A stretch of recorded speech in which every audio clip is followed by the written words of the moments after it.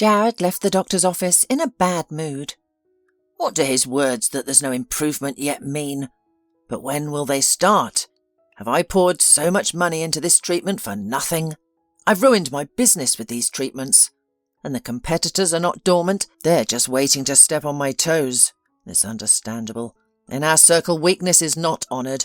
A weak man is unreliable in business, like a lost traveller wandering through the swamp. My mother was right. There's nothing to do in this city. And I was in a hurry. I was afraid that I would not have time, and I left everything in vain, thought Jared, leaving the clinic. His mood was at rock bottom, compounded by his weakness and dizziness. Probably it's not worth driving in this state. Should I hire a personal driver? But where would I go? That would just be another expense, Jared thought on his way home. He did not get behind the wheel of his old car, because life was not so disgusting that he wanted to go to the end of the world. His business partner, Victor, used to say, "You need a break, Jared. Breathe some fresh air, get some sleep, have village milk in the morning and enjoy the birds singing and the smell of freshly cut grass in the afternoon." Ah, that would be perfect.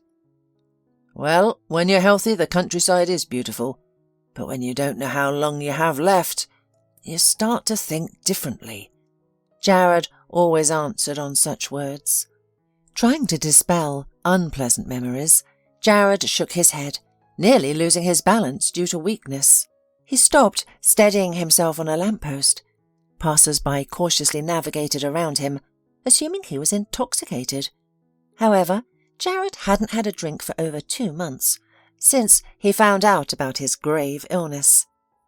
His doctor kept prescribing different treatment regimens that brought little relief.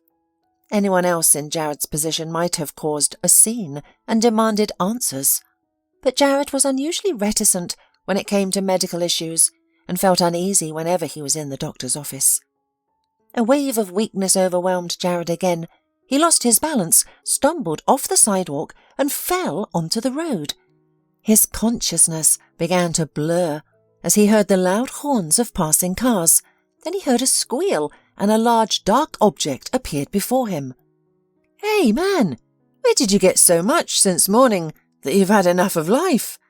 Why are you throwing yourself under the wheels like a madman?" asked a rough male voice in his ear. Jared looked up and only now saw that a metre away from him stood a yellow bus, the body of which was slightly turned from such a sharp braking. "I'm sorry, please. It's my illness," he replied in a weak voice. The bus driver leaned over him, exclaiming in surprise, "Well, you look sober. Let me help you. Can you stand up, or should I call an ambulance?" Jared waved his hands in protest. "No, there's no need for doctors. I just got out of the hospital myself. I'll walk. I feel better already." The driver grunted and quickly helped Jared up. Suddenly, Jared felt a strong urge to thank the kind man. He reached into his pocket and, to his disappointment, found no cash, just bank cards. What good were they without a terminal? A solution came to mind. He removed his watch and offered it to the bus driver. "Here, take it, please. But don't refuse, okay? It's for your concern, and the fact that you haven't driven over me, although I'd rather the other option." The bus driver was taken aback and hesitated. "Easy, man, don't overreact. It's a nice watch, keep it. You've got a nice watch, you'll need it. I'm sure you didn't buy it for pennies." But Jared insisted. "No, really, take it. I give it from the heart. I won't need it any more." After a moment, the driver accepted it. "Thanks, man. Don't be too hard on yourself and stay strong. Remember, stress causes all kinds of diseases," he called out as he drove off. Jared waved back and slowly walked towards his home. His apartment building, a towering luxury high-rise, was visible from a distance.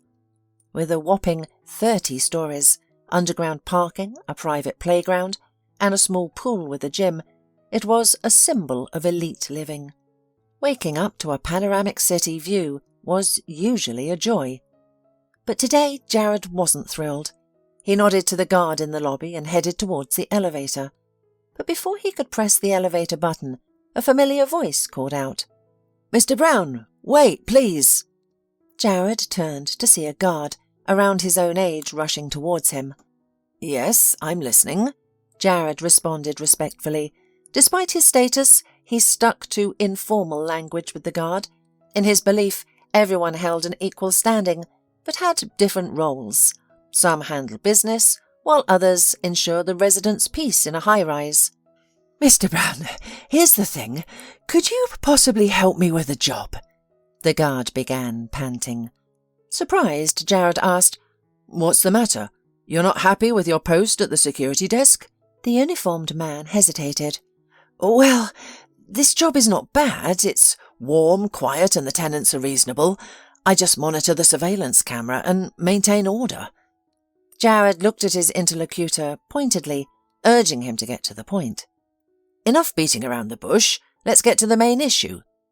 The guard sniffed, then continued. "It's a good job, I'm not complaining, but the pay is low. My 2-year-old son needs an operation on his leg. We're in line for a treatment quota, but it's taking time and we can't wait. The doctors are urging us to act, so we need the money." The businessman nodded sympathetically. "How can I help? I may donate towards the operation. Give me the clinic's details and I'll make a transfer. I might not be able to cover the full cost, but I'll contribute as much as I can." The guard's spirits lifted and his voice changed in tone. "Thank you, Mr. Brown, but I'd like to work at your firm. I heard you have security services. If you need people, I'm ready. I have some experience as a gamekeeper as well." This intrigued Jared, and he momentarily forgot his discomfort. "A gamekeeper, you say? Interesting. Why did you become a guard, then?" The guard averted his eyes. "Well, I'm a former convict, actually. There was an accident during a hunt. Some wealthy men shot at each other while drunk. They all survived, but they pinned the blame on me. I thought I'd get promotion or a year at most, but they gave me 5 years. I served 2 to 3 of my sentence and got out on parole. The prison warden helped me get this job. Without his help, I wouldn't have been hired as a guard. And now, there's the issue with my son." Jared frowned. "I see. I'll think about it, but still give me the clinic's details. I'll go up to my apartment now and make the transfer right away. I don't mind hiring you, but my business partner is very sensitive about hiring former convicts." Tears glistened in the guard's eyes. "Thank you. I'll be forever obliged." Jared merely waved his hand and pressed the elevator button. He was not such a benefactor or a hero. Not at all. He had his flaws like anyone else. But children were his weakness. "How can you not help the security guard's son? The kid is only 2 years old. He could end up lame for life. And children are the future," Jared thought. Arriving at his apartment door, Jared took out the keys from his pocket. One of them, the oldest and most worn, made him shudder. It was the key to his mother's house, where she lived alone, abandoned by everyone, including her own son. Shaking off the unpleasant memory, Jared inserted the key into the lock and turned it counterclockwise. The apartment smelled pleasantly of something fried. It smelled delicious, and Jared smiled. "Oh, nice. Chelsea ordered food from the restaurant," Jared thought with pleasure. Then he heard voices. There were 2 of them, a male and a female, coming from the bedroom. One was his wife Chelsea's, but the other one... "Vincent? What's he doing here? He and Chelsea can't stand each other." This thought raced through Jared's mind as he opened the door to the bedroom. The reality was unpleasant. While he had heard about such incidents in acquaintances' stories, witnessing it firsthand was a different story. Chelsea and Vincent were lying together, openly discussing their future.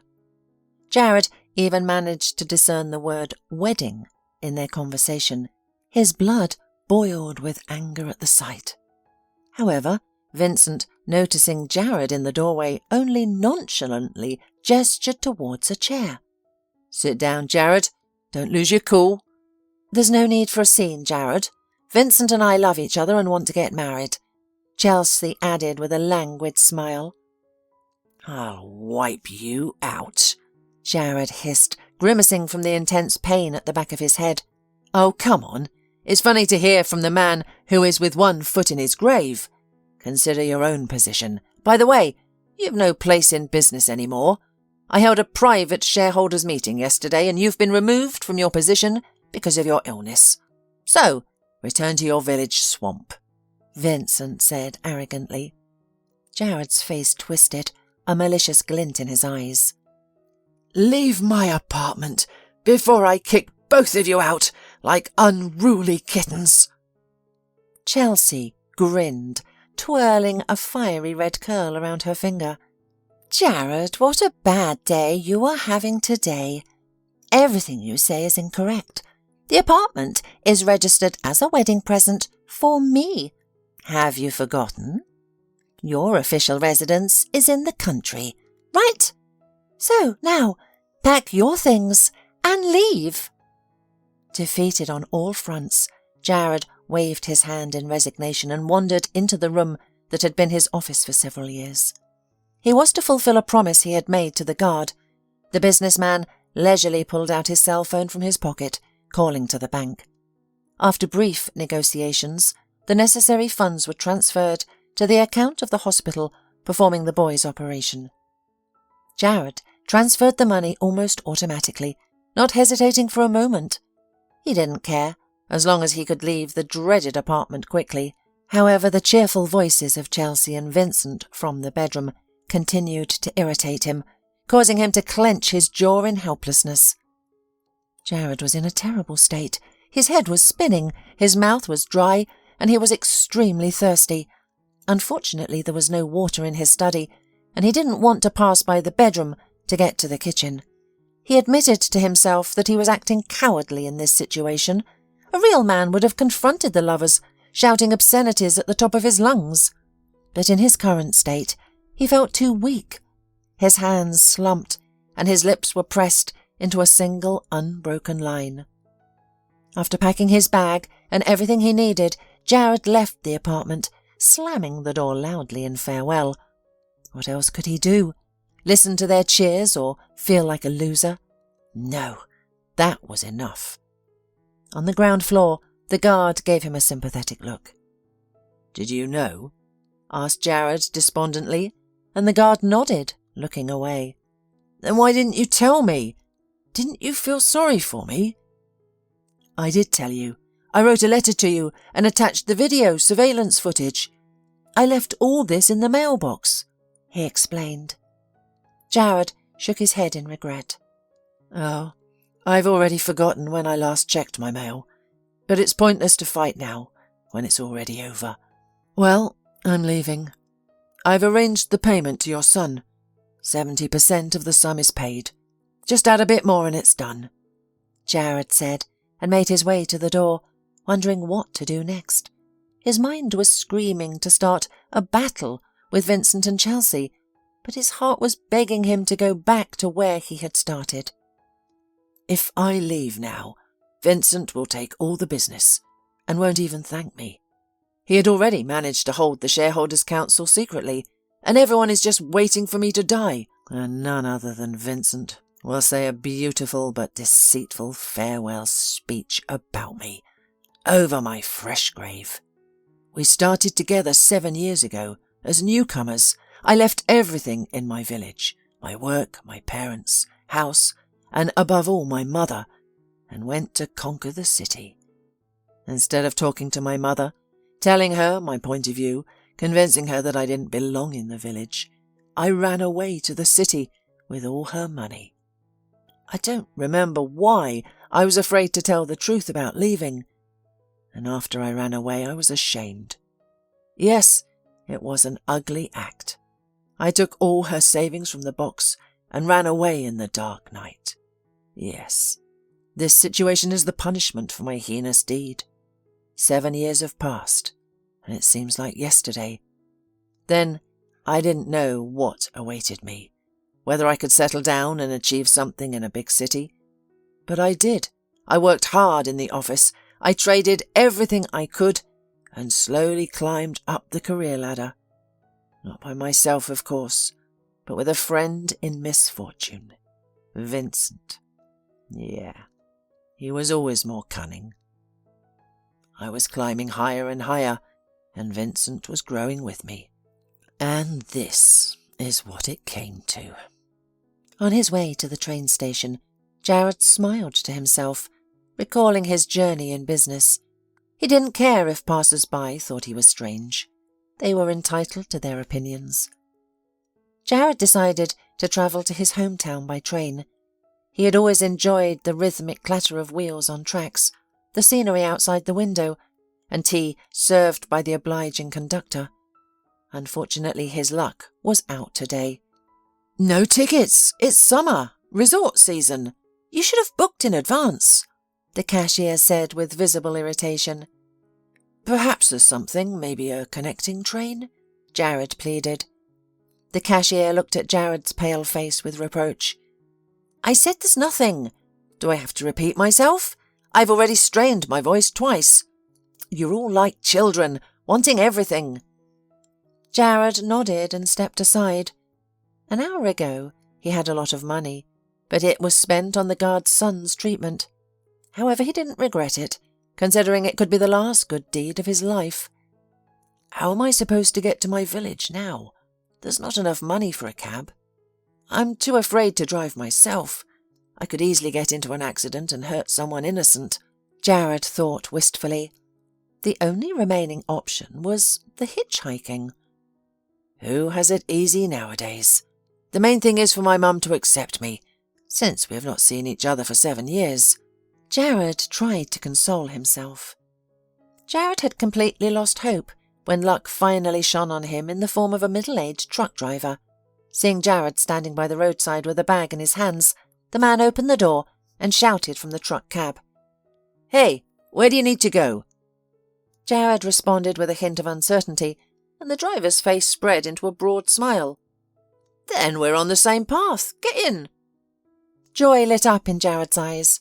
"Finally, I have some good luck," he thought. The truck driver turned out to be a pleasant fellow, who entertained with tales from his life that sounded more like tall tales. Jared listened with half an ear, struggling to stay awake. The entire trip took about 5 hours, during which Jared could only think about one thing. How would his mother react to his return? Would she turn him away, remembering how he had stolen her hard-earned money? Why did I do such a despicable thing? Why did I steal from my own mother? You are a thief, Jared. A despicable, an insolent thief. Jared repeated to himself on the way home. The village, as often happens with such locations, was relatively far from the highway where the driver had left Jared. This meant that he, a businessman weakened by illness, had to carry his bag for at least a couple of kilometres under the scorching June sun. Jared smiled to himself and continued towards the village, using the dilapidated mill building as a landmark. Once it had been a bustling place, and his mother used to bake him pancakes using a fresh flour. She also made pies. Jared loved his mother's baked goods, simple, uncomplicated, yet incredibly tasty. Holding one of these pies, warm and exuding a heavenly aroma, was a delight. The light, porous dough made them almost weightless and easy on the stomach. You could eat a dozen in one sitting without feeling overly full. Jared tasted her delicious cooking for the last time 7 years ago, the day before he fled from home under the cover of darkness.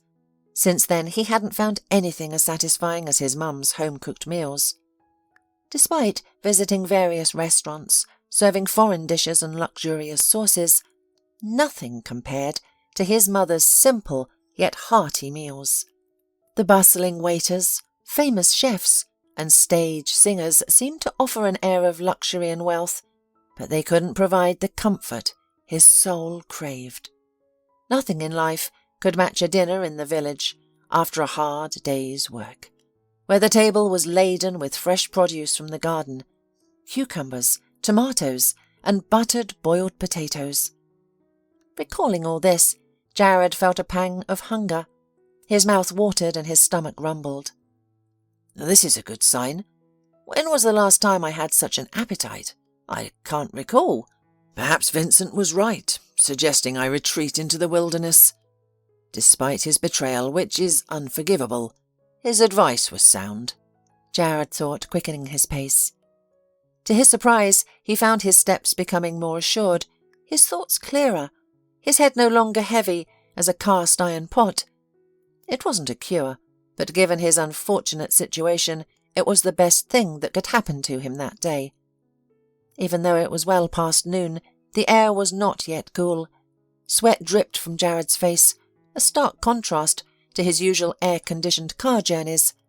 Now he had to return to his childhood home, where he had spent the best years of his life. I was such a fool. I chased money and lost more than I gained, including my mother's trust.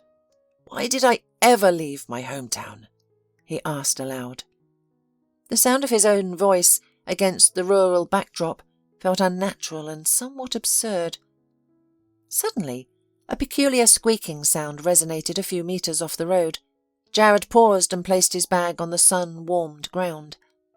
The peculiar squeak echoed again, propelling him towards the nearby wild rosehip bushes.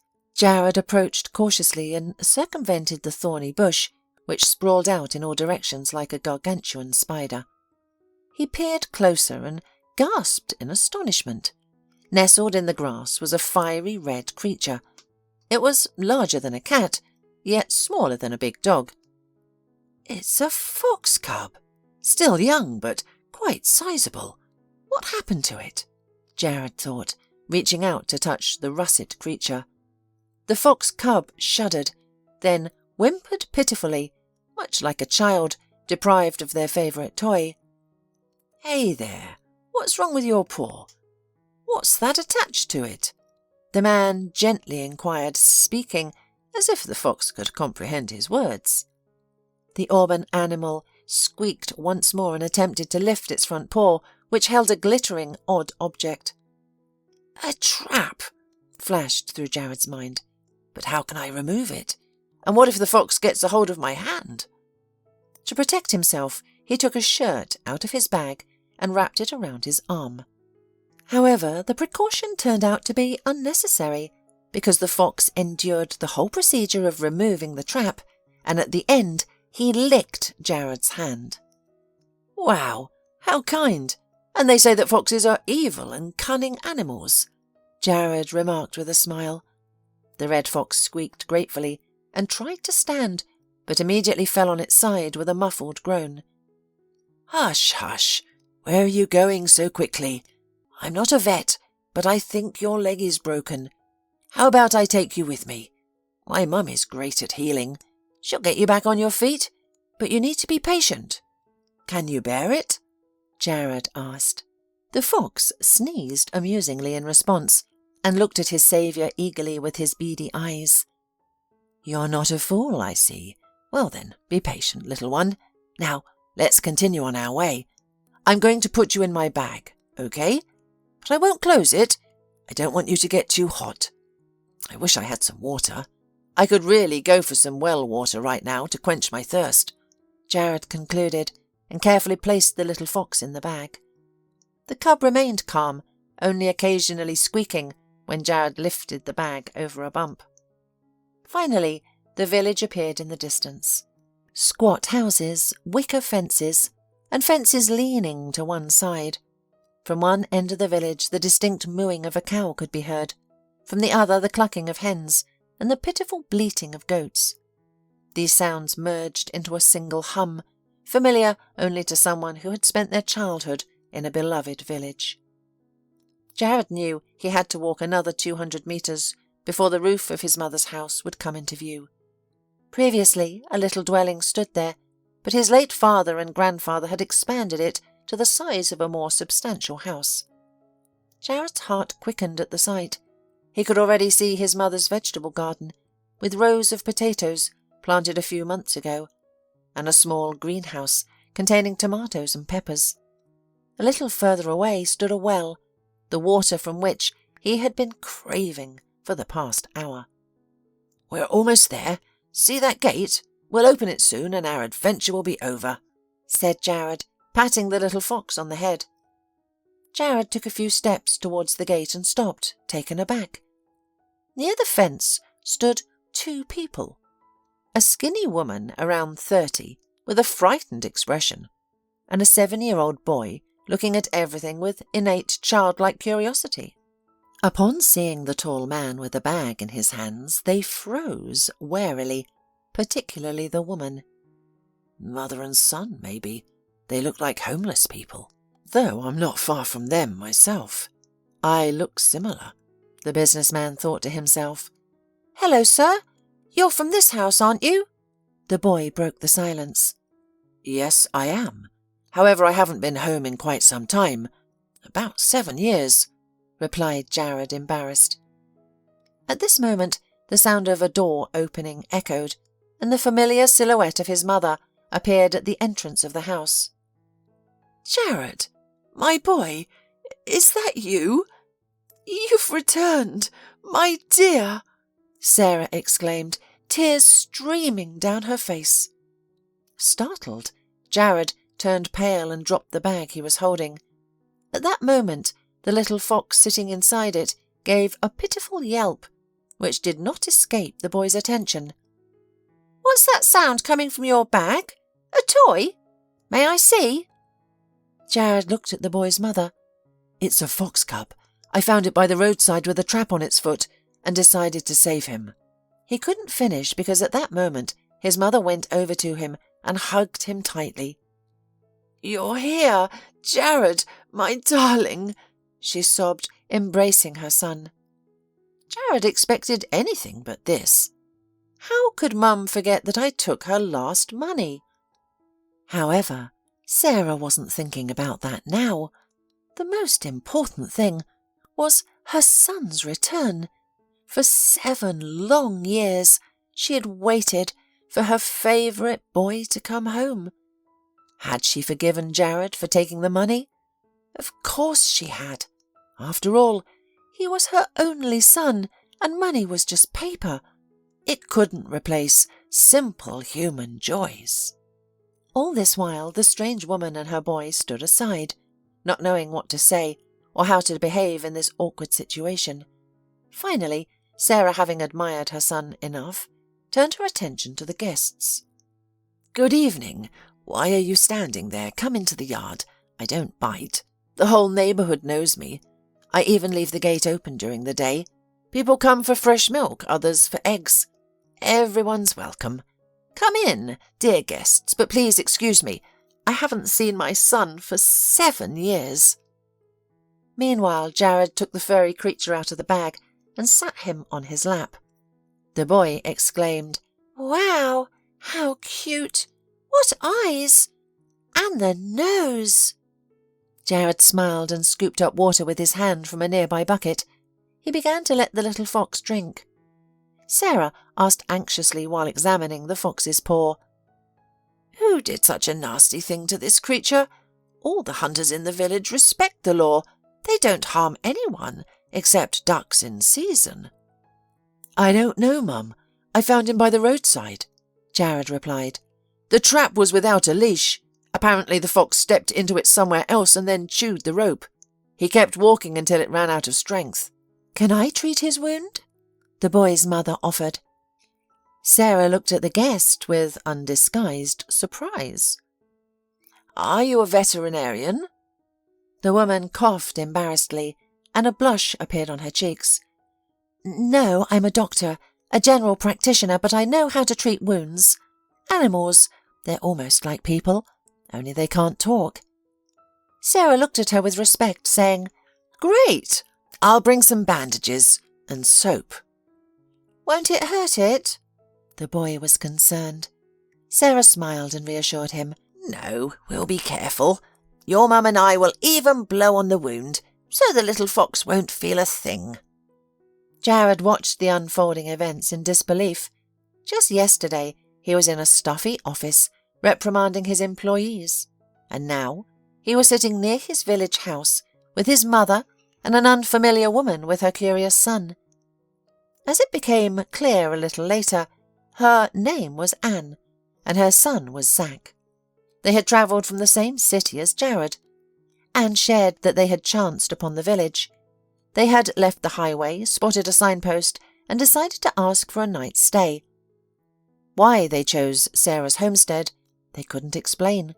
Most likely the house of the kind-hearted woman smelled of hospitality, which eventually determined the choice of this strange couple. Jared found Anne reserved and quiet. While tending to the fox's wound, she continually looked around, as if expecting an attack. They had brought even fewer personal belongings than Jared. Were they in such a hurry that they couldn't even pack? That's strange. He didn't know the answer to that question, nor did he know if he had any right to ask this modest woman, who was he himself, by the way, a bankrupt businessman on the run, a man who had lost his home and his wife. Anne quickly treated the fox's wound, and then skillfully applied a tidy splint made from a small stick and a piece of elastic bandage. "In a week or two you'll be as good as new," she said, smiling. "Your hands are magic. The fox cub didn't even flinch. If you decide to stay in the village, you won't starve. We need a medical specialist at the clinic," Sarah said, respect evident in her voice. "Oh, thank you. In fact, I was worried and was afraid to hurt the fox." Anne brushed off the compliment. After they stood outside for a while longer, Sarah invited everyone into her house. "Come on in, I've set the table. We've got potatoes, fried fish, and pies with apple jam. All the vegetables are from my garden. No chemicals. My neighbour caught the fish yesterday. He doesn't eat it himself. He says he enjoys the process. He's such a good fisherman. You won't find another like him." Jared allowed Anne and her son to proceed, and he himself stayed in the doorway to apologise to his mother for everything. For his theft, for indifference and 7 years of uncertainty. However, Sarah had already guessed his intention. She affectionately dismissed his apology. "No need, Jared. The past is the past. There's no need to rehash it. You're my son and I'm your mum. I knew you had a good heart and that someday you'd come back and everything would be okay." Her words stirred confusion in Jared's heart. "Thanks, Mum. If you knew how much I regret what I did, and how I was afraid to come back and look you in the eye. You know, Mum, I'm very ill. The doctors have already conducted 100 tests, but the treatment isn't working yet." "Don't take it to heart, son. At home, you know, the walls heal. Go to the woods for mushrooms and berries. Drink some clear water. Afterward, you'll see what to do next. Let's eat before everything gets cold. The potatoes are delicious," said Sarah, leading the way across the threshold. Jared nodded and closed the door behind him. The small kitchen smelled divine. Zack, hungry from the day, eagerly tapped a spoon on the bottom of his soup bowl, ensuring not to miss a single morsel. Anne was eating more discreetly, but with equal enthusiasm. "So, do you like the village meal or not?" the hostess asked with a smile. "Of course, it's delicious," Zack answered on behalf of everyone. The sight of the splendid spread on the table brought tears to Jared's eyes. It was probably nostalgia, a longing for his homeland, which he had been stubbornly repressing for 7 long years. After dinner, Jared went outside to sit on a bench and think over his next steps. His phone buzzed in his pocket, signalling the arrival of a text message. Jared scowled, because the sender was Chelsea, who informed him that she had filed for divorce and was actively preparing for a wedding with Vincent. Jared smirked and texted back, "Wish you love and good luck." For some reason, he felt no anger towards Chelsea. To live and witness your husband's decline is difficult to endure. Chelsea had always been a woman with ambition and high expectations, and Jared had simply not lived up to them. What more could he say? Sitting on the bench, Jared patted the little fox and pondered his health. He was determined not to abandon treatment, but decided to stop taking the various mixtures and pills. The side effects were exacerbating his condition. proving to be far worse than the disease's symptoms themselves. He enjoyed sitting on the bench at his parents' house. The bench was a testament to his father's craftsmanship. Whether it was creating wooden items for the house or carving miniature toys and animal figures, his father was truly skilled. "I should take a walk in the forest tomorrow, perhaps with the fox. The exercise would do us good," Jared thought, heading back to the house in the pitch dark. Anne and Zack were already asleep in the guest room. Only Sarah was awake, sitting in the living room and reading the book. "Mum, I plan to get up early tomorrow. I'm thinking of taking the fox cub and Zack to the woods. They don't know yet, it'll be a surprise. Please wake me up early so I can prepare. Could you also fill up a thermos with food for us?" Jared requested, standing in the doorway. Sarah smiled, adjusting her glasses as she nodded. "Okay, Sonny, I'll definitely wake you up, and I'll give you some milk for the road to eat with bread." Jared looked at his mother with affection, promising himself he would never leave her alone. As soon as his head hit the pillow, sleep overtook him so quickly. It was as if he was in the arms of Morpheus. Jared's dreams were vivid but unsettling. He dreamt of Chelsea's wedding. Vincent was uncorking a bottle of champagne amidst raucous laughter. Their guests were smiling, and the newlyweds were inseparable. In his dream, the wedding of Chelsea and his former companion seemed lavish to Jared. It made sense, as Vincent was not a fool, quickly figuring out how to turn a profit. Only God knew how much money he had siphoned from the company account. Jared had often been told by his friends and colleagues, "Trust but verify." He should have set up surveillance cameras in his partner's office. Then he would have known everything happening within the office walls. But what use were these thoughts now? It was too late anyway. Meanwhile, Sarah went to bed well past midnight, spending about an hour praying for her beloved son's health.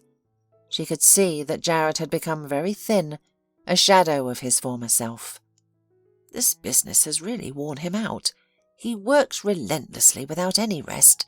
He could have chosen to stay here and teach foreign languages at school, as suggested. But he didn't. He pursued the money. This pursuit drained his remaining strength.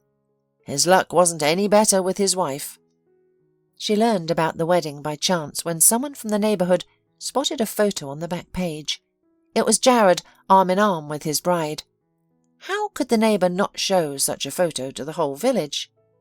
Soon the local gossip mongers started mocking Sarah, saying, "What a great mother! She raised a son who didn't even invite his own mother to his wedding." Of course, Sarah didn't tell anyone about the missing money from her jewellery box. She felt protective of her son, hoping that he would come to his senses and return. For 7 long years she had been waiting. Now she was sure that her son's life would get better. Jared woke up the next morning to the crowing of the neighbour's rooster. "Oh, what's the point of crowing this early? I'll let my fox pay you a visit. He'll silence your heavenly voice," muttered a sleepy Jared, shaking his fist. Anne was already on her feet, busily helping Sarah with household chores. And from afar, you can't tell that she's a city girl, Jared thought respectfully, and went outside to wash his face with well water, cold and sweet at the same time. Although his illness was still present, its symptoms had somewhat subsided, as if he had taken a hefty dose of painkillers. Upon learning that Jared was planning a forest trip to gather mushrooms and berries, Anne decided to join him and Zack along with their fox. Before they set off, Sarah handed Jared a package, saying, "Take this. It contains eggs, potatoes, and chicken ham. I'll add some milk and apple pies. Zack loved them so much yesterday." Jared objected. "Mum, this is enough food for a whole week. And Zack and I couldn't eat all this in a month." "Take it, Jared, and don't argue," she insisted. "You'll see, it won't be enough." Resignedly, Jared accepted the package. He didn't want to upset his mother by refusing the food she had lovingly prepared. Zack woke up to a delightful surprise. A walk in the real forest with his mother and his new friend Jared. It felt like a fairy tale. Jared assumed the role of a guide. He led the group out of the village and towards the forest. The fox cub, due to his injury, was tucked away in his bag, observing the world with his usual calmness and caution. The locals looked at Jared with reproach. There he is, the former schoolteacher. All he wanted was to go to the city, but what's the use? He's pale as a ghost. He doesn't look like himself. Jared felt their negativity, but responded by simply lowering his eyes and continuing to march forward. Upon reaching the forest, Jared seemed to relax. Now there's no need to lower my eyes in shame. The forest, like a father, is always ready to help to comfort. The fir tree branches are waving welcomingly, and the birds are chirping, like a welcoming hostess awaiting her husband's return from the plough. Sensing the power radiating from the dark greenery, Jared asked cautiously, Anne, why did you and Zack move to the village? You're city folks, aren't you? She sighed sadly. Yes, Jared, you're right, but we had no other choice. Zack isn't my relative. His parents died in an accident, and his grandfather raised him from the age of 2. I was his grandfather's doctor. Mr. Shewell ran a successful business almost single-handedly. His son and daughter-in-law were his hope, but they met an unfortunate fate. He outlived them all, including his wife, who was severely ill and passed away before the children. A few months ago, Mr. Shewell fell sick, experiencing morning weakness and nausea. I tried to treat him, but he had no time because of his business. He surrounded himself with bad people, greedy, cruel. They had their eyes on his fortune. What does an elderly man in his old age need? Care and attention. Those scoundrels provided the businessman with everything. They said we would carry you in our arms, but make a will for us to be your grandson's counsellors. When Zack grows up, he'll get it all at once. They said it would be a contribution to his future, and the boy would not go to an orphanage and stay with the guardian, Anne continued. And did he believe? It sounds like a lie. Jared couldn't contain himself. Anne shook her head regretfully. It's clear to you, Jared, but Mr. Shewell seized any opportunity without thinking, just to secure his grandson's future. I visited his house many times and saw the direction things were heading. And then he was gone. And according to the will, all the finances went to these guardians, right? Jared asked again. Well, not quite. The house and real estate did go to the crooks, but that's just a drop in the ocean. The main capital is in the bank, and only Zack can access it because he memorized the secret code. When Mr. Shewell passed away, I secretly took Zack to my house. I accidentally overheard the true plans of those people. They were going to pocket the money and then just send the boy to a third-rate closed institution. They were going to pocket the money and then send the boy to a third-rate closed institution. They're searching for us, Jared. That's why we decided to hide in the village for a while and think about what to do next. Anne explained, instinctively looking over her shoulder. Yes, what a situation. In general, I think you should go to the police, but you can stay with us as long as you need to. There's plenty of room in the house. My mother won't mind. You know, I've been feeling bad myself. I was seen by a renowned doctor in the city, but to no avail. Weakness, dizziness, nausea, Jared said, genuine sympathy in his voice. Thank you for your support. Forgive me for asking, but who did you see? What's the doctor's name? You know, I'm not uninformed about the medical world, Annie asked, furrowing her brow. Dr. Leonetti, Jared replied without hesitation. Dr. Ben Leonetti, she clarified in disbelief. Well, yes. Is there a problem? Annie suddenly paled and her expression changed. "Jared, you might not be aware, but Ben Leonetti lost his medical license 2 years ago. It was a huge scandal. He couldn't have treated you last month." Surprised, Jared nearly dropped the bag holding the fox cub. "So I was treated by a quack?" Anne sighed sadly, gesturing with her hands. "And the medicine you were given was something bad or useless. In fact, you need a CAT scan." As Jared walked through the forest, he couldn't believe he had been deceived all this time. And it was Chelsea who had recommended this doctor and his clinic to him. Suddenly, everything became so. That's why Chelsea and Vincent insisted I get treatment from this doctor. Shaking his head, Jared led his new acquaintances into the forest, towards a glade known for its abundance of mushrooms. "Wow, what a beautiful mushroom! Look, it's red!" exclaimed Zack, rushing towards a large mushroom with a cap covered in strange speckles. "No, no, dear, that's a fly agaric. Don't touch it, throw it away," Anne shouted, moving between the boy and the mushroom. Jared smiled and continued their search for edible mushrooms. Step by step they went deeper and deeper into the forest, not even realizing that at this very moment a huge black SUV appeared in the village.